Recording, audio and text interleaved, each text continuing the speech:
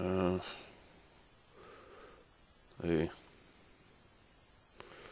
I'm going to make this in English and I'm going to explain what I think about the black pill and stuff like that. Because I've thought about that for a long time. Uh,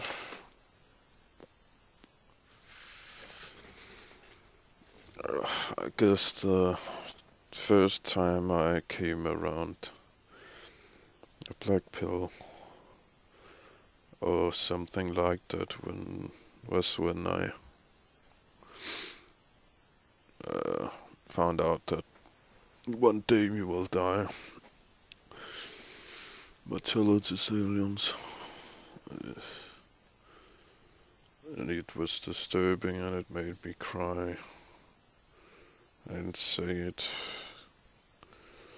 I was maybe 5 years old or something like that.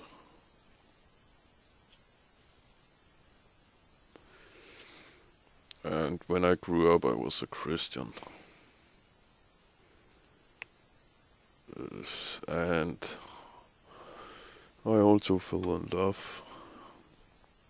And when I was about 15, I lost my religion.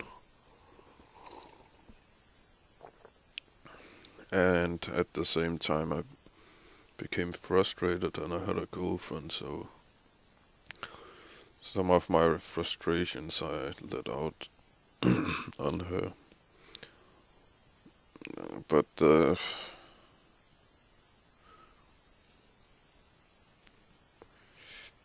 reason for being frustrated, it was pretty straightforward. It was because I changed the place I lived, and I was in a boarding school,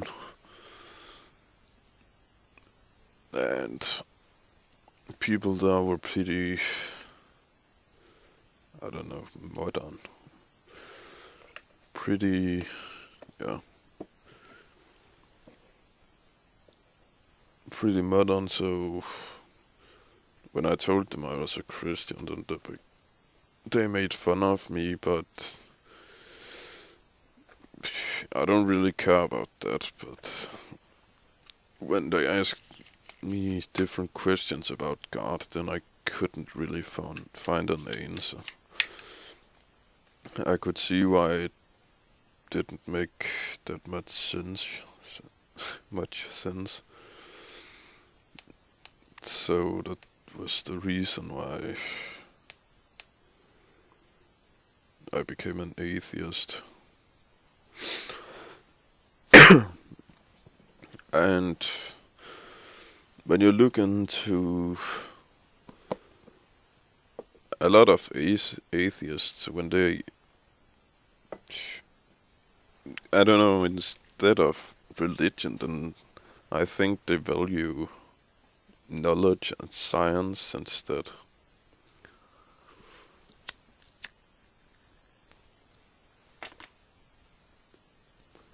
At least it became an assumption for me that knowledge and science, and there's this saying, knowledge is power. I can't remember who said it, but uh, it became my axiom at least. Because when I was a child, then I was always pretty terrible to have in a school class. I could never sit still and things had to happen. But when I reached puberty, when I was about 15 and I left ninth grade, then I became more mature, and then I was able to take stuff seriously uh, in school, related to school. So I guess it gave me, I mean, it was nice for my ego that I was good in school or pretty okay in school.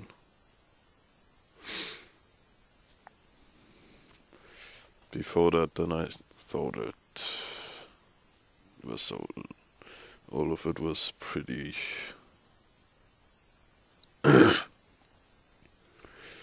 redundant, or waste of time.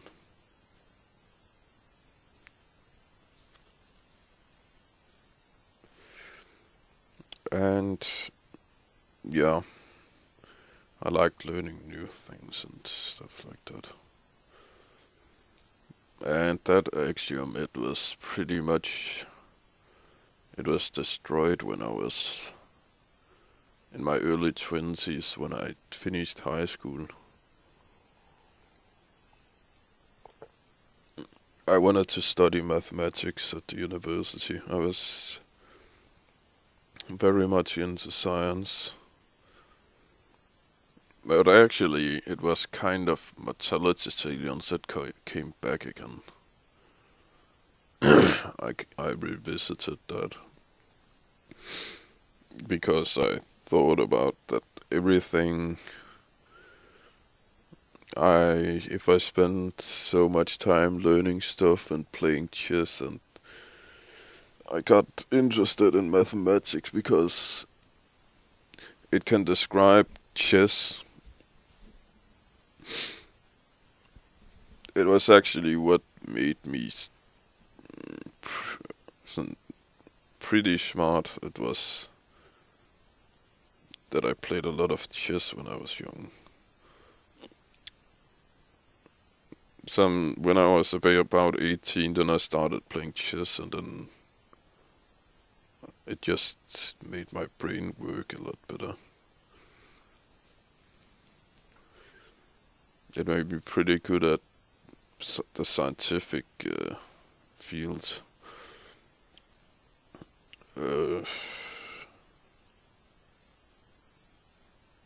But everything I can learn, it will be it can be forgotten again. And someone in my family is also has dementia, so they don't really know who they are.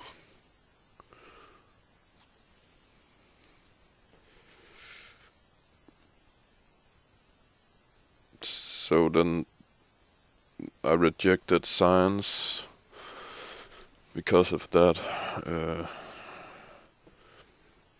And it was 2 to 3 years ago. And then afterwards, then I was never the same person again.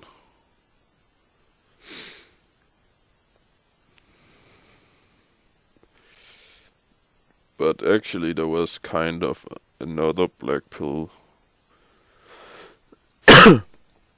before that.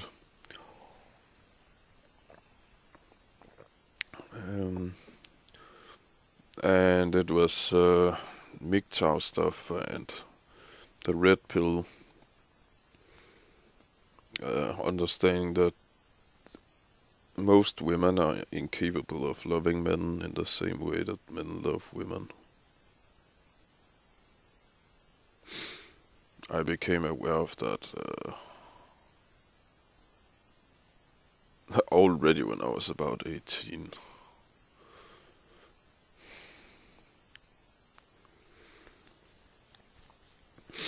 And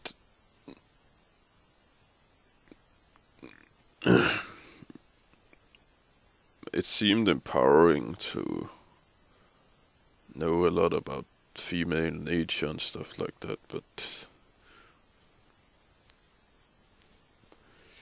in another way it wasn't. In another way it was disheartening.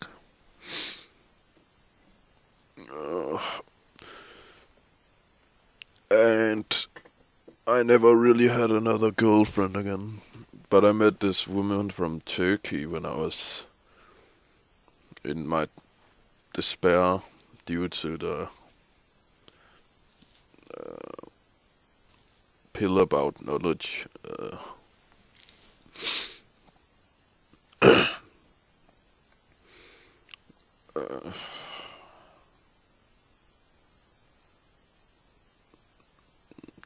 yeah,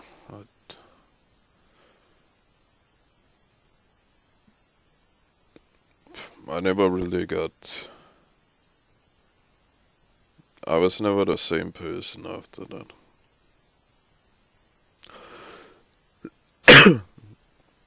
Also, we talked about being boyfriend and girlfriend and stuff like that. And a few days ago, I found out that she has another boyfriend now. But just that this distance between us made it hard. But she was not even 20 when I met her, and she was a virgin, and she didn't have a man, and she was smart. Stuff like that. But I can just see that I am incapable of being a love interest.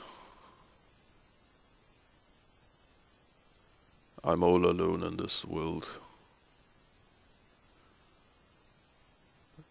Uh, all interaction between people is empty. It's always serving the need of the individual themselves, and you know, she never really liked me, and I never really liked her. We just needed something. Sex or companionship. We didn't. I mean, there's a level of solipsism. In a way, we don't even know that each other exists. Uh, or we can't understand each other, and the limitation of language. Language is an incomplete tool of explaining the huge depths of what you feel and think. It's a very limited way of explaining how you feel, explaining what you think, conveying truth.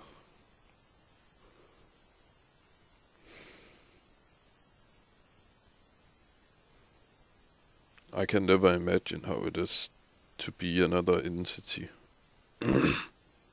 I'm always limited to myself, and mankind has tried to convey information through language since the dawn of time, being concise and everything. But what I knew about female nature, I thought at that time that I would never engage with a female again. But, I thought she was different. Uh, but now you can see 2 years after I met her, and she just has another boyfriend, and the fickle nature of her feelings make themselves evident. I mean, she has for long forgotten all about me,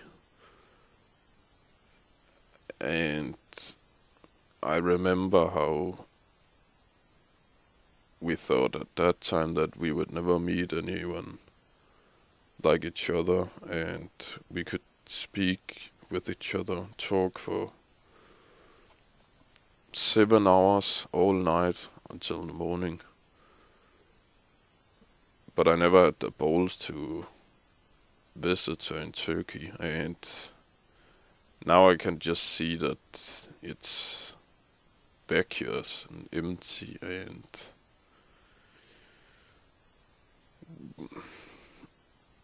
there was no connection there. There was no connection on a level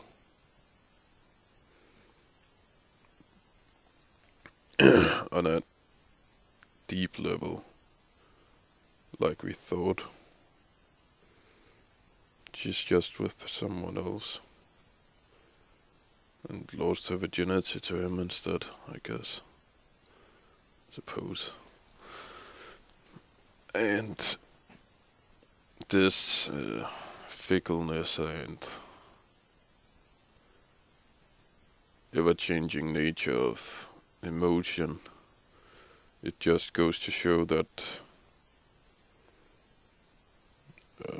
it's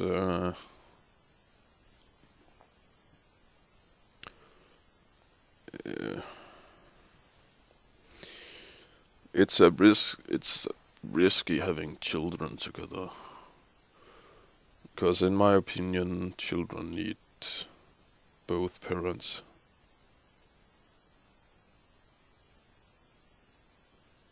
Undoubtedly, it's very important. But after, it's not really the end of my evolution into the black pill.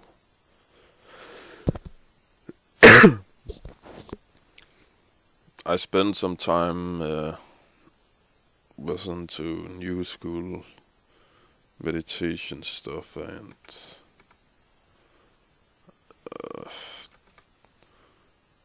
trying to avoid lust and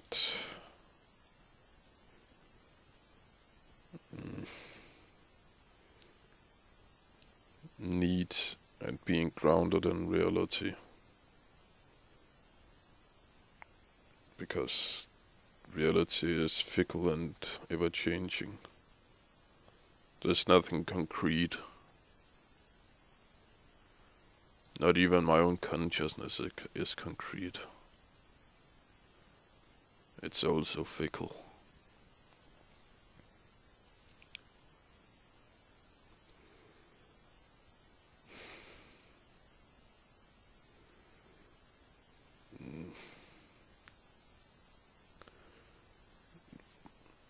But in a way, I don't know why I rejected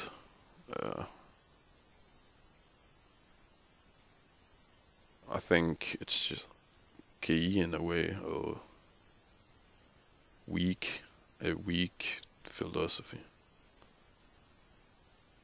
Stoicism is better. I remember I used to say that Stoicism is for the shepherds and Buddhism is for the sheeps.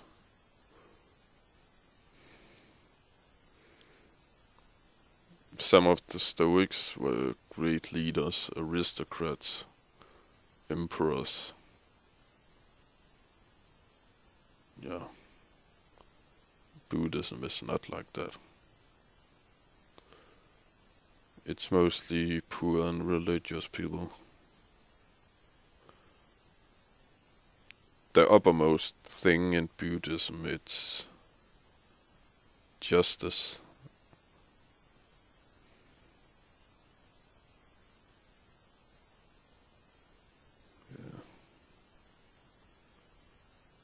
Yeah. I think Buddhism is more neatly tied to humanism. But then I'd have to think about it once again. But I meditated for 3 months or something like that.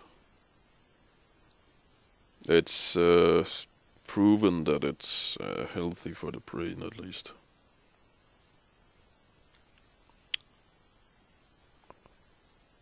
But I'm not really a Buddhist. But I can just see that, yeah, I went into antinatalist territory after that. And all of the time my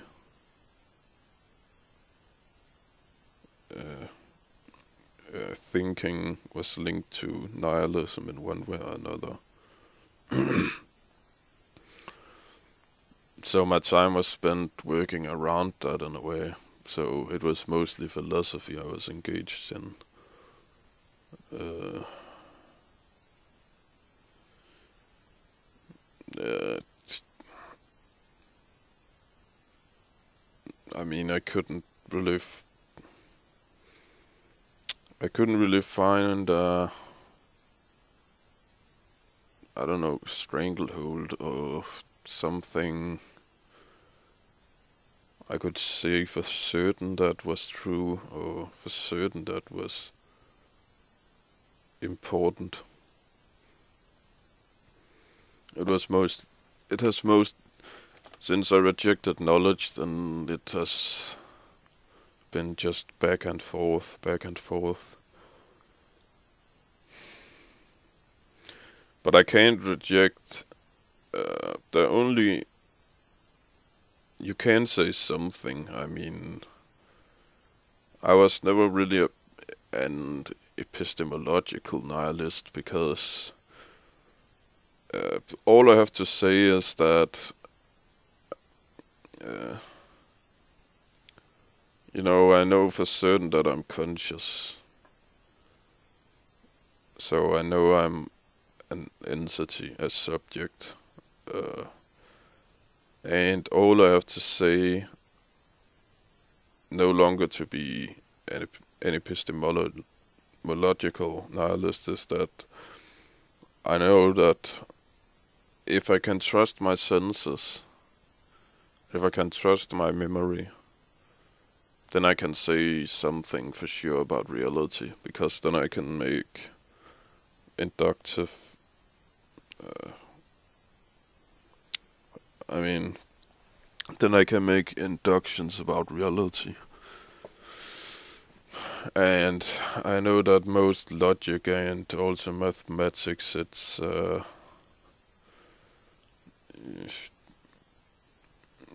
just making some rules. If you make some rules about which way you can reason that is legitimate, then you can deduce things from those axioms. And it's not really the topic, but for example, uh, a lot of mathematicians think that mathematics it's Platonic, but in my view, then if you have a set of axioms, then those axioms will make like a weave or web of proofs you can deduce from those axioms. So I would posit that from the axioms of mathematics, then you can deduce all you can find out all the proofs you can make and all the undecidable proofs and all the proofs you can uh, uh, all the things you can prove wrong that you can posit.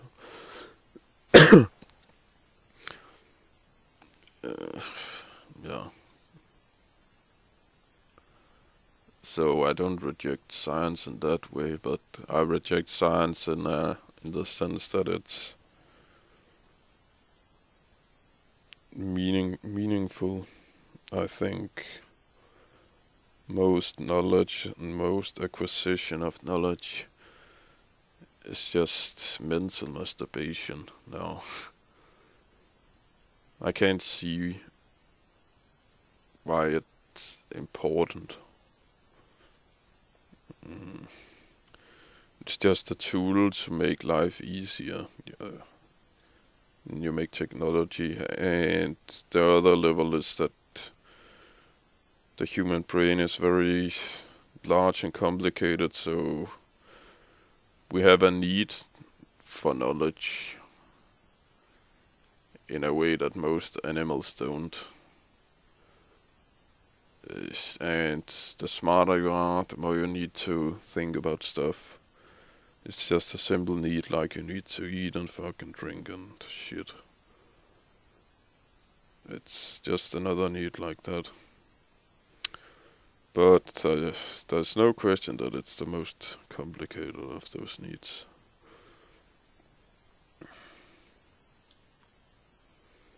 I mean, it's stimulating in a way that other things are as well.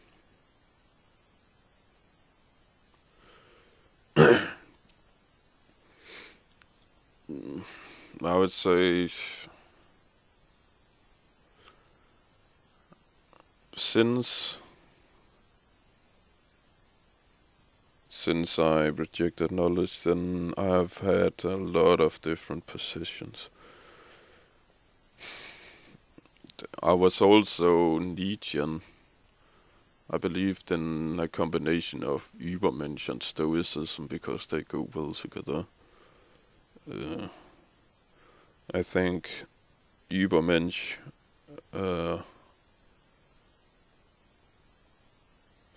it's kind of, yeah, it's one way of finding meaning. But Übermensch, the only thing, oh yeah, now I know what the difference between Stoicism and Buddhism is. Buddhism, it uses slave morality, and so does humanism, and so does Christianity. And the Übermensch theory, it uses master morality. And Stoicism uses also master morality. In general, I would say it tends more, but I followed Marcus Aurelius more. It's really one of the differences is that master morality doesn't depend on other people's opinion. Slave morality does, to a larger extent. That's one difference. But I've just gone back and forth, and then after that, then I went back to just nihilism again.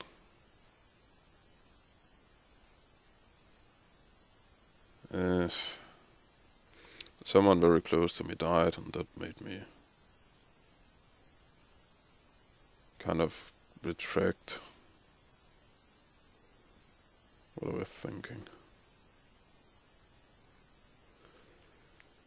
And yeah, but I just saw that the woman I knew, she has a boyfriend now, and I can just see that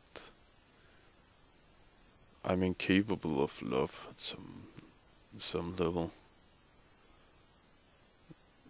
I mean, maybe I'm lying to myself because I cared more about her than she cared about me. I mean, she just forgot about me. She's the usual opportunistic woman.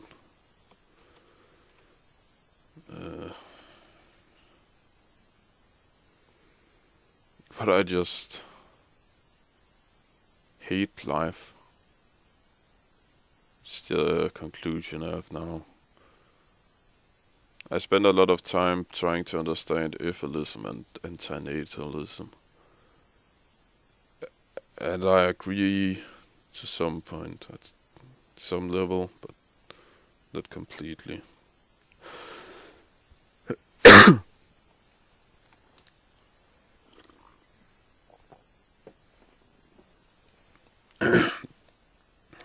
I mean, I'm just so disillusioned. I don't want to feel happiness or anything. And the only reason why I never went to Turkey and met her is that I don't want to see anything in this world. I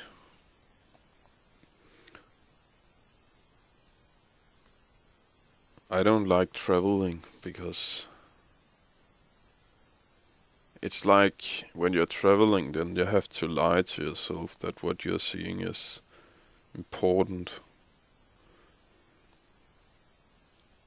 Uh, at the other end of this world,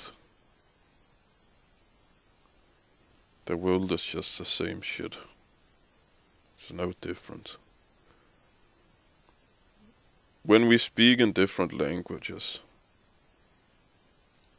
then it's the same veiling for something concrete in life. It's the same veiling for meaning and needs and uh,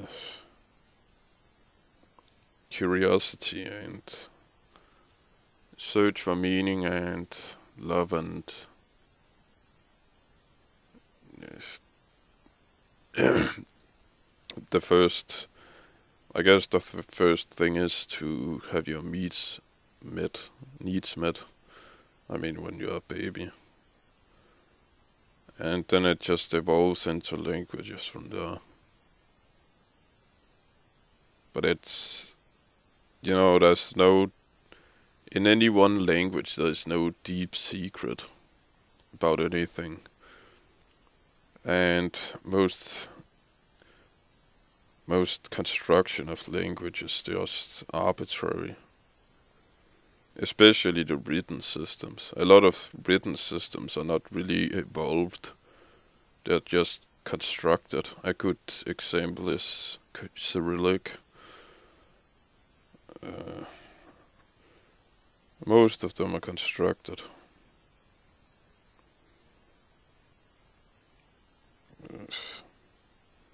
Our number systems are arbitrary. We think culture is important, but I just don't see it. Religions are arbitrary. It's just nothing there.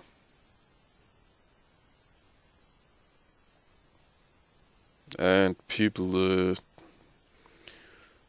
when I'm a European, then a Turkish woman looks exotic to me. A Turkish person, and the food is different, but if I eat the same food that's different because they don't eat pork, for example, all day, and eating chicken a lot, then it would just be what I knew. It's not more exotic.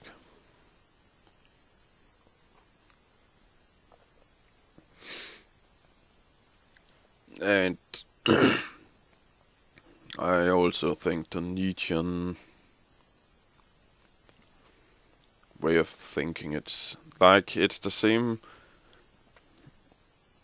Actually, one of the things that started my downfall 2 years ago, it was that I was not a nihilist, I was an existentialist. So I believed in constructive purpose. But I don't believe in that. You can't just construct a purpose.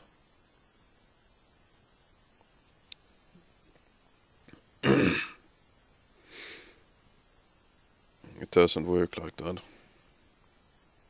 And the Übermensch way of thinking, it's a bit similar to that, I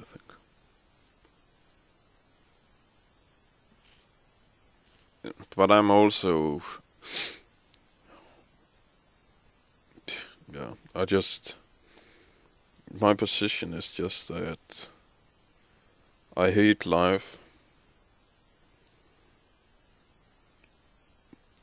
I have a recalcitrance against life. It shouldn't have happened. It's stupid. There's no reason for it. But it's not even, for me, the difference between me and an antinatalist, it is that, or an evolist, it is that they think that life is bad because of suffering, and they have a morality that's built on pain and pleasure, and the inevitable feeling of pain that animals have, it's unjustifiable. But I don't really agree with that, but at some level I do, because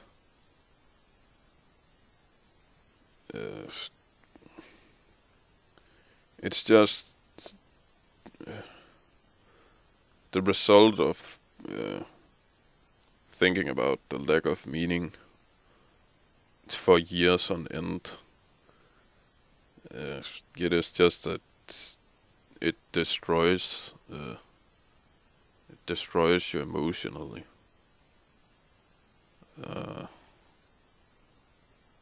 Evilism is, I would say I'm a pessimist, because I can observe the wrongs in the world, but I'm not really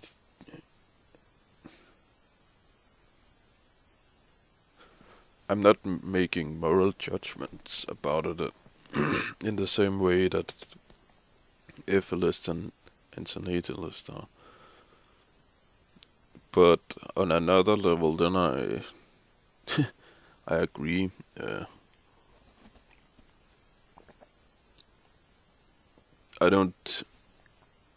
I can't be anything for the Turkish woman, because I hate life, and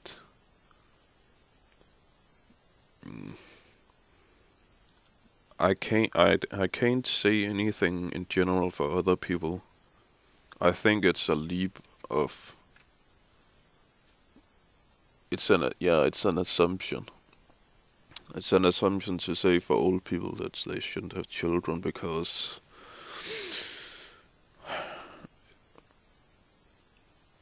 most people don't seem to be as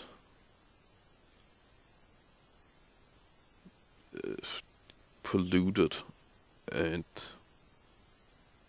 defeated by life as me. Most people seem to handle it well. The lack of objective meaning, and for that reason I can't assume that everyone shouldn't have children. But the only thing I can say is that for myself, I think it's completely opposed to me to have children for myself, because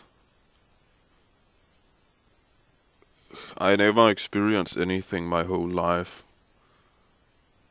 that makes it worthwhile. Nothing. I never experienced anything spectacular in any way. It's when I see a young child I feel compassion for that child because I say hello to, welcome to this world, my fellow sufferer. And I know that this child, when it grows up, then it will ask itself the questions about why it's here and what's the reason behind it.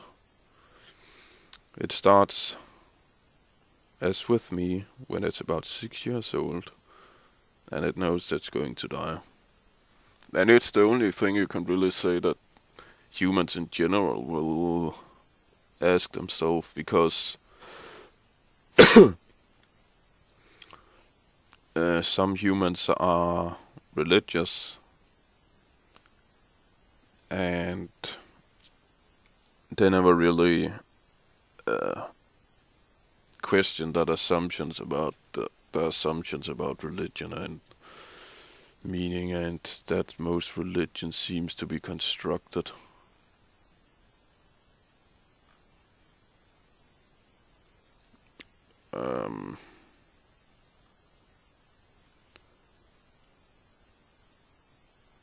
So,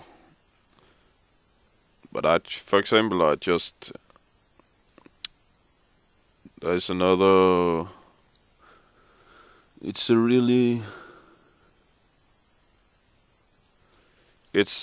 on the topic of black pill, and it's pretty basic, but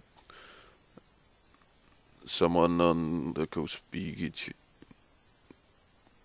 the Discord channel, linked a short story by Isaac Asimov. It's called The Last Question, and it's about entropy. You know, that's the next question after religion, I guess you could say. But it's just a rabbit hole about meaning. It goes so deep that you can just keep asking about it.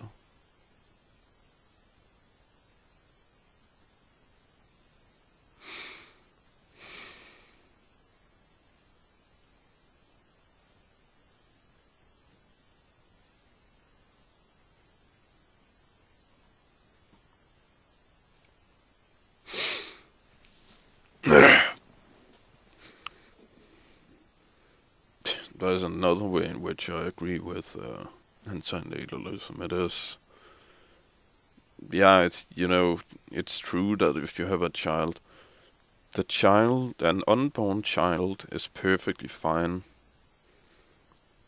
But as soon as it's born, or even before it's born, then it just has a lot of needs and necessities, and it has to eat and keep alive, and it's going to eventually die. When you give birth to a child, then you are not giving birth to a child, you're also giving birth to an old, sick person. Inevitably, they're going to suffer. But I'm not really concerned with the suffering. I mean, if there was some fucking, just a small reason why all this fucking bullshit is going on, then I would accept the suffering. But there just isn't any. I mean, for me, the suffering part of it is it's not the primary part. The primary part is just that everything is fucking stupid. The fucking whole existence is vacuous, putrid, and lame, and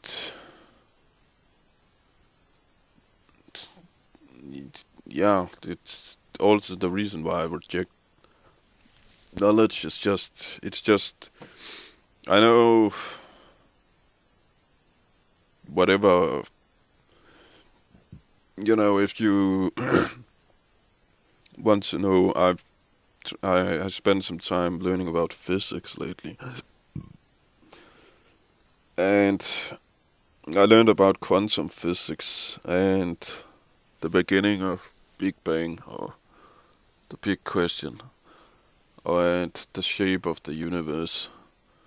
But I just know that it's just whatever the explanation is, then it's just some lame description. There's no meaning in this description. It's just, there's no meaning to 1 plus 1 equals 2, or there's no, it doesn't make your life make more sense that it's not a better life because you know that the shape of the universe is a sphere, or that the shape of the universe is that it's flat,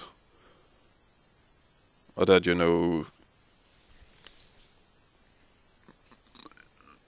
that if particles can be in a superposition, or know everything about why they are. And the pursuit of knowledge, there is also a black pill about that.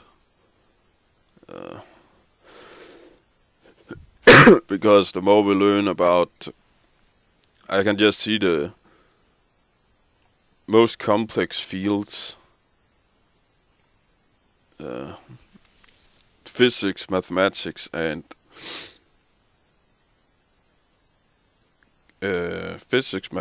philosophy, and I don't know the latest one. Mostly physics and mathematics. It's just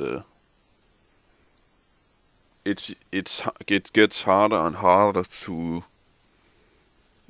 discover anything new, and also just the brain and neuroscience of humans. It's not getting to a limit, but we just know that some things, some proofs in mathematics, you have to have an IQ about a 180 and study mathematics for 10 years before you can understand the most complicated proofs now. I mean,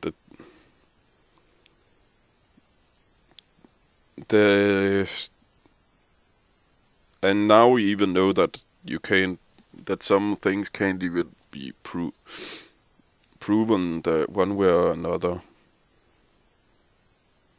And even if you spend 10 years understanding the most complicated problems, then it takes another 10 years to make a proof about it. That's just mathematics. And in physics, then it's everything in physics. It's about either the macro scale or the micro scale. And the macro scale now, it's so large that we can't conclude anything about the shape of the universe, for example, or how the Big Bang occurred. And incidentally, we can't conclude anything about what is going on in the quantum, because it's so small that our equipment can't detect the difference between if a particle is there, it's not. What is the what is if you have a Higgs particle, what is inside the Higgs particle? It's just, and the quantum, it also shows us that physics on that level, it becomes so counterintuitive that it's really not physics anymore, it's just mathematics. So there's that black pill as well. And, does it make chess more interesting that nowadays the computers are better than the best humans at chess? Does that give excitement into chess that we were able to beat the game or make a computer that could beat the game? I think not.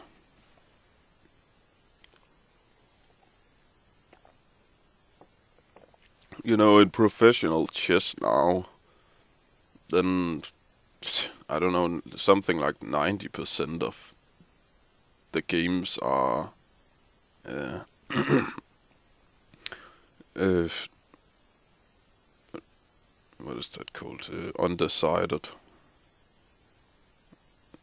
I mean, yeah. So none of the players win because they're so accurate in their movement that it's pretty rare that one of the sides win. I mean, it's not rare, but it's maybe 80 to 90% of the games that result in a draw.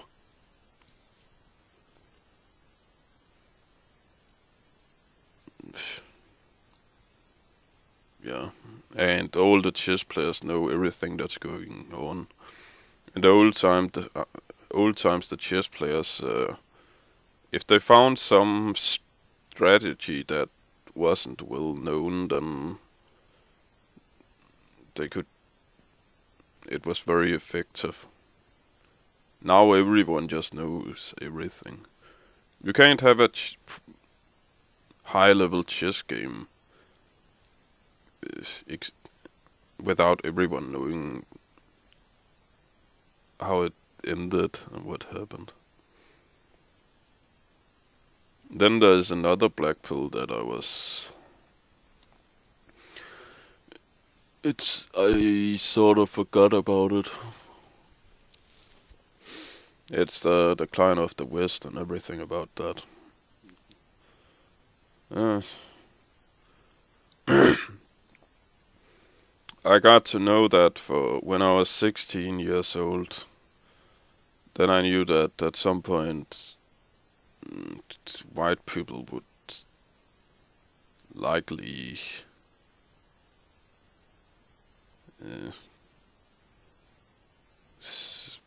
uh, stop being the dominant culture, I guess you could say.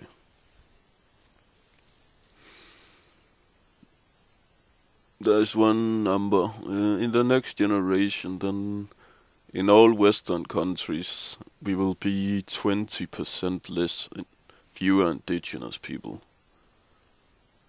It's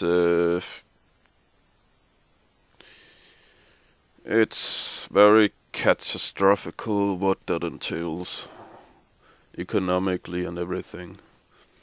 And just, but when I was younger, then I saw it as a part of my identity that I was white and stuff. So maybe some would think that it's wrong that I like the Turkish woman, but I don't really care about race anymore. It's also fickle. Uh, Race is not really important because, you know, in a million years, then humans won't even look the same anymore. I mean, the difference between a European and an African person, a sub-Saharan African person in a million years, it's negligible compared to just the difference between both of them together.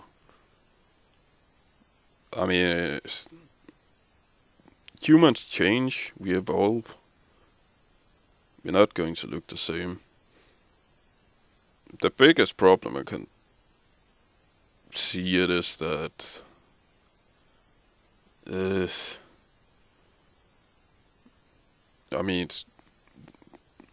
the world is getting stupider, extremely to a very extreme degree. It's just a huge brain drain in the world. The world is getting more and more clown world and fucking idiotic.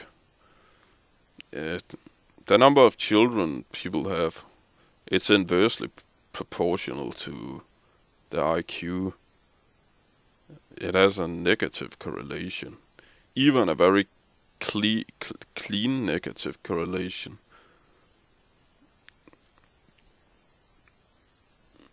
We have Asians and Europeans that are the smartest. They mostly have below replacement level. Then you have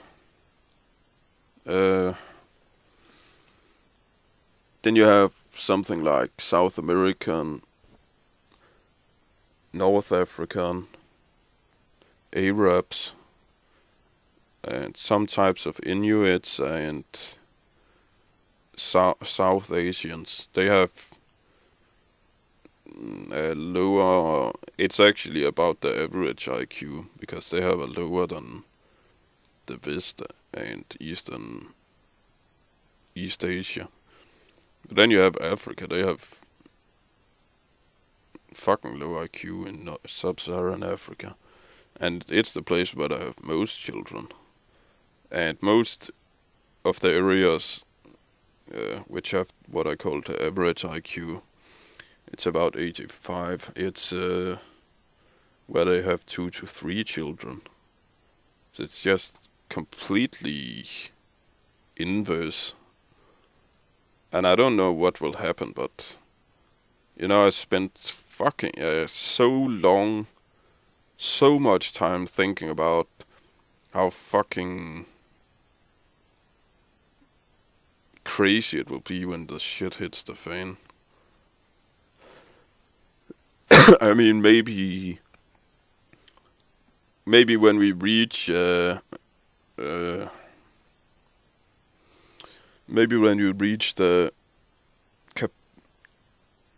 capacity of Earth to sustain humans, and it won't happen slowly. It will happen like it's a tragedy of the commons. It's a runaway.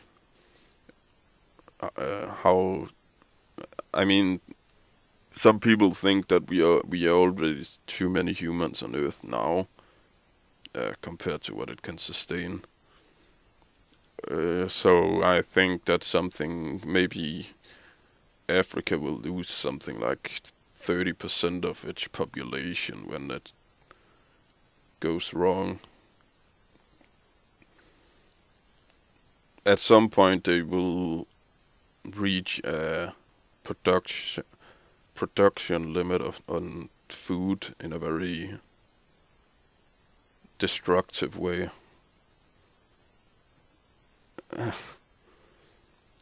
I think some of the but it's very hard to say something about the more advanced societies, what would happen there, because we will probably have a long recession, and the world even has too much debt. I mean, if the US wanted to get rid of its debt, which is extremely high, it would if they wanted to get rid of it, then they would have to dissolve their whole military. That's how much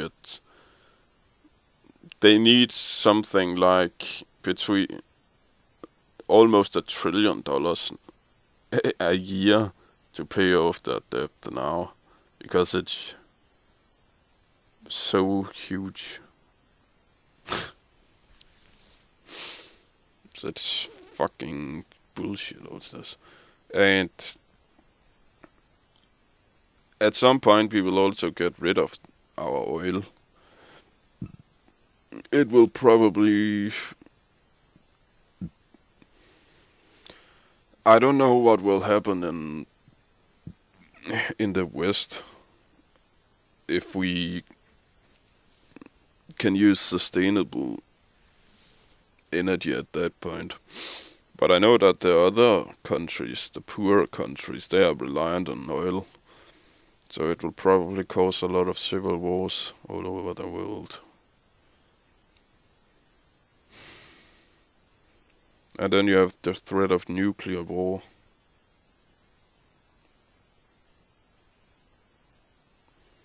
It's just the world is going to shit.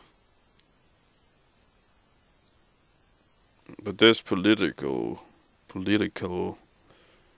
wokeness, I guess it came about when I was about 16. But then I had a revisit to it when I learned a lot more about economics and how much debt there is in the Western world. But some countries don't have debt. It's very individual.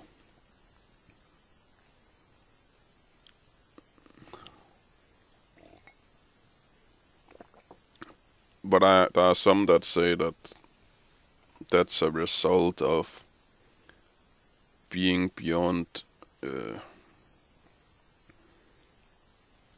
the production capacity of the world. It is that the fiat currency runaway. It's because our expenditure of oil and energy, it's already... There's some that say it's a sign that it's already at a level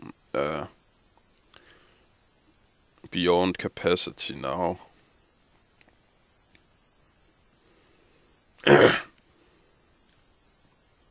And gold backing. There's some that say that stopped because our so first most countries were backed by gold, but then our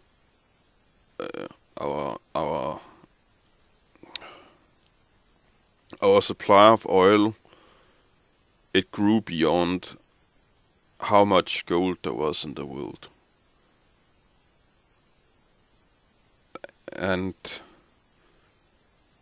it meant that we needed to have a fiat currency. And then what happened afterwards was that our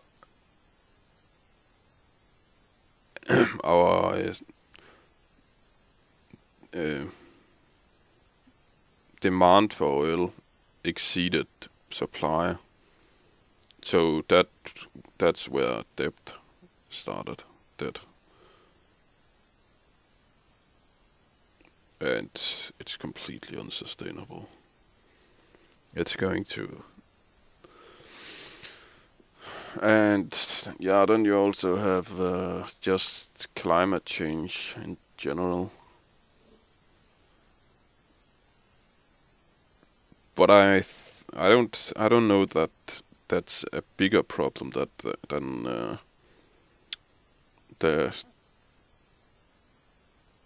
It's a bit funny because it's like both the demand for oil and the pollution by oil is a problem.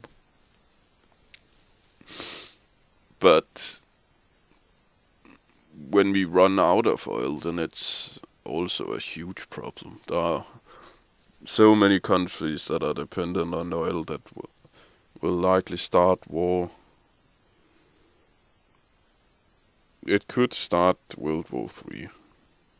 I'm not sure. But it's going to proportionally hit the poorer countries. On the other hand, poorer countries are less dependent on oil than the rich countries. So, yeah. So that's another black pill. But I don't, yeah. For me, I think caring a lot about white people, it's about identity.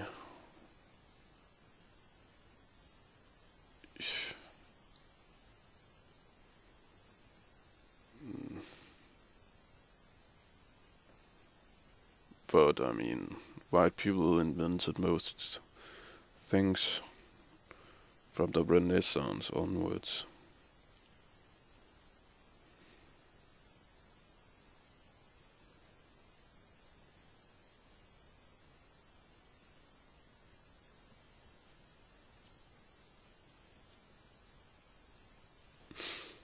Yeah.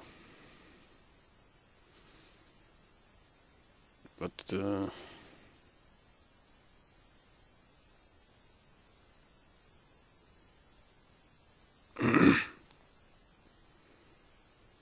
I know why I'm alone now. And why the woman I knew, she has another boyfriend, another man, because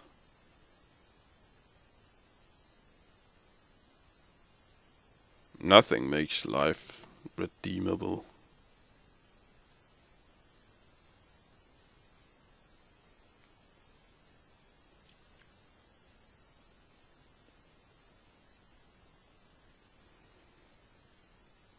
It's the only thing, but the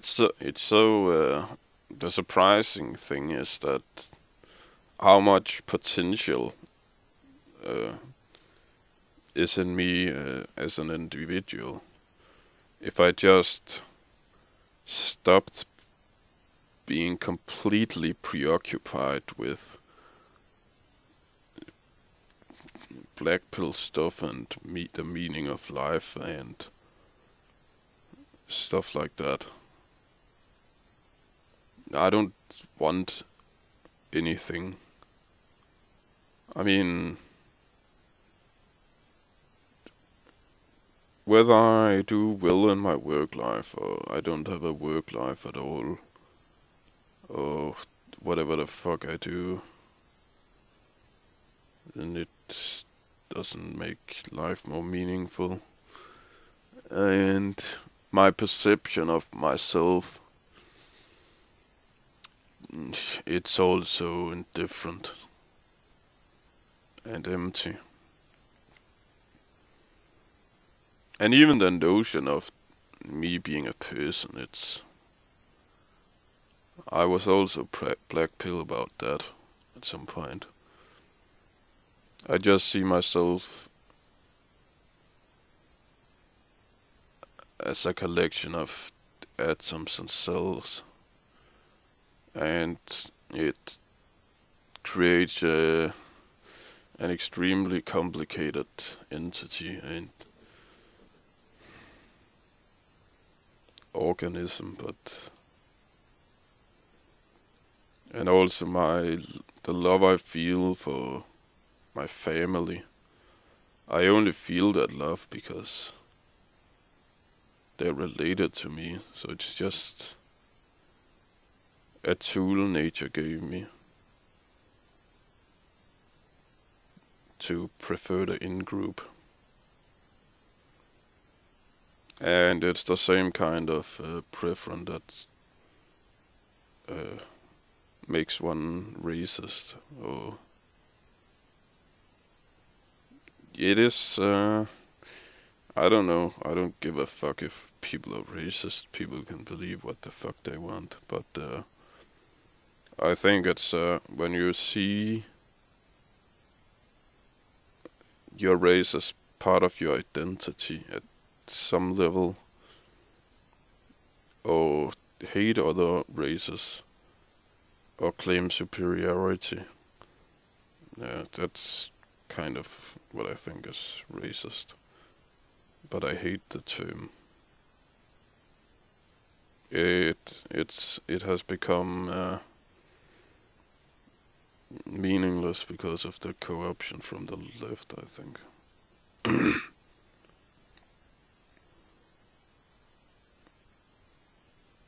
But I don't want children because I feel a love for my. I think that's where I differ from efilism and anti-natalism, because it's not really compassion. It's not. Yeah, I have compassion for all the suffering in the world, but I don't see it as altruism. I mean, the reason why I don't want children myself, it's because it's my children, my own unborn children. It's more about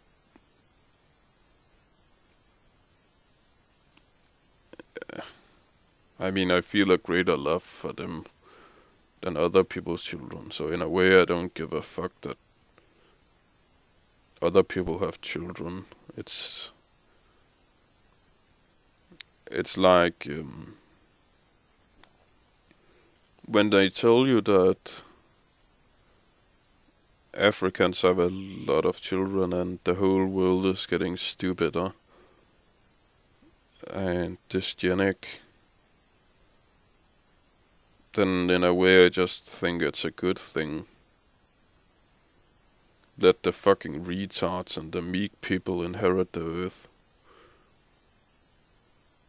They deserve the suffering that it brings them being alive. I mean, they deserve it if they choose. When they, I mean, the whole world is going to shit. But when I choose not to have children, then I spared them the suffering of being alive in a fucking bullshit clown world that's going to be probably primitive in the future, and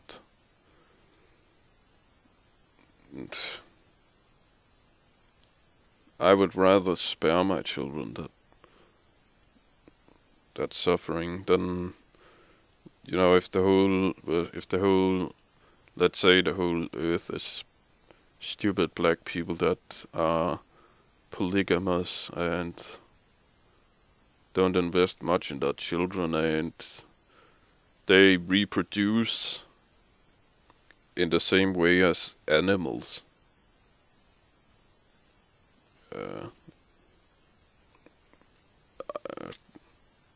I mean, they don't use contraceptions and they don't hold back of fucking with each other, and the women and the men don't stay together mostly, but they have children afterwards, except in North Africa.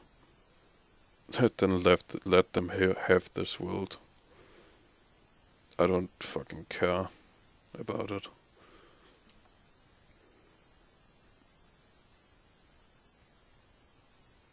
And they will suffer indefinitely.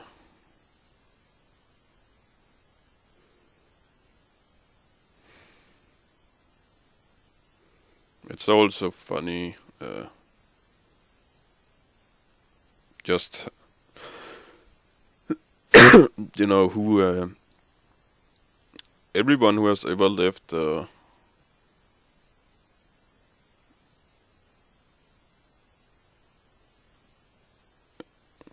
everyone who is alive comes from people who reproduced. But there are a lot of smart people and compassionate and demure people like me who didn't.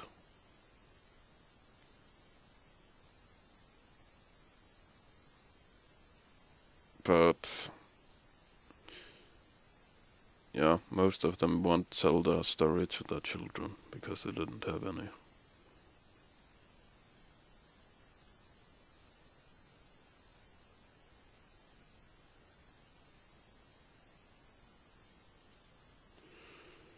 I hate existence. I hate everything. I never experienced something that makes living worthwhile. Never. It's all just fucking bullshit.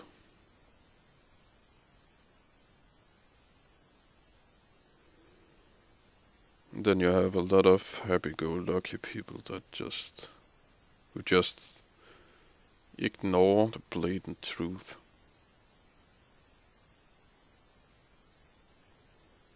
But I'm not one of them.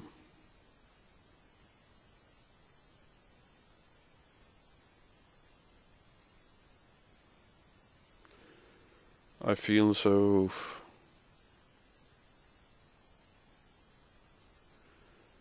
far away from this world.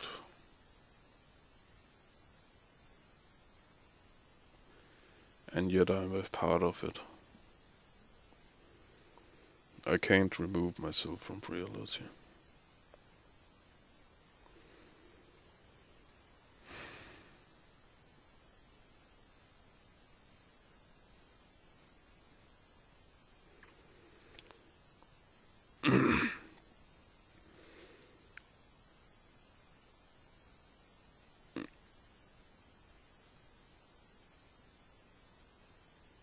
A year ago, then I told someone that I wanted to die. And I would never experience anything that makes life worthwhile. And all I can see is just that even though a year went by, then nothing changed. My opinion didn't change. But I thought a lot more about suicide in a practical manner. And the success rate is only about 50%, I think. And there's always the fear of the unknown. And the fear of waking up handicapped instead, or brain damaged.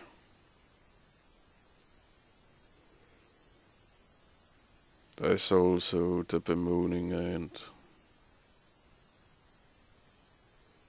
suffering that my family will experience from it.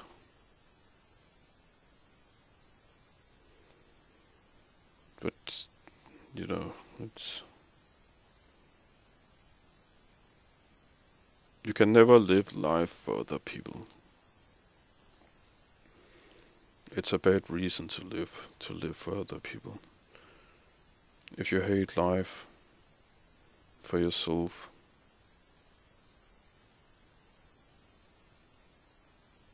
then it's not an excuse living for other people, I think. And everyone is dead. When we are born, then we are corpses.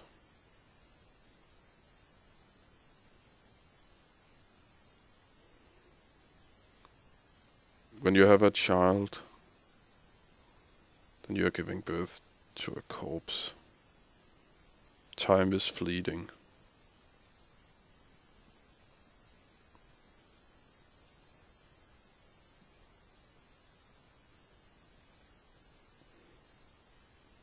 But in a way, I disagree. I disagree a lot when people say that life is short. I don't think it's short. I think it's long. It's the long, safe, mundane experience, day in and day out.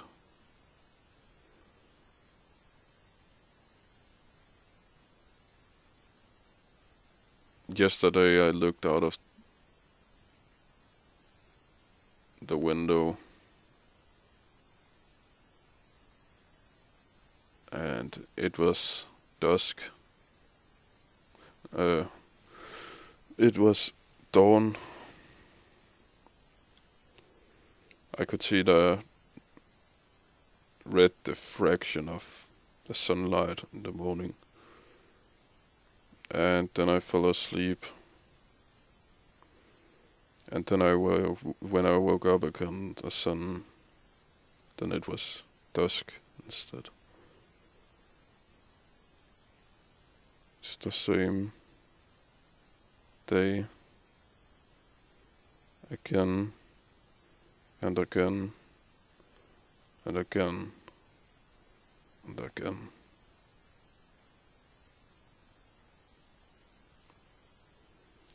The perpetuity is so painful on a level that no words can describe.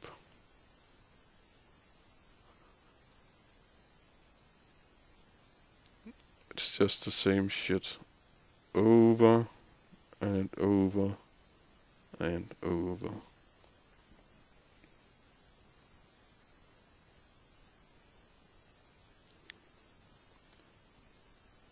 Arthur Arthur Schopenhauer said that existence, a life is like a magic trick. It's only supposed to be seen once, but I don't even have to see it to the end.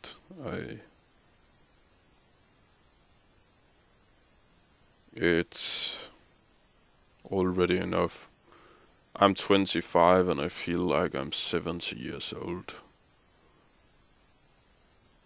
There's just nothing I need to see.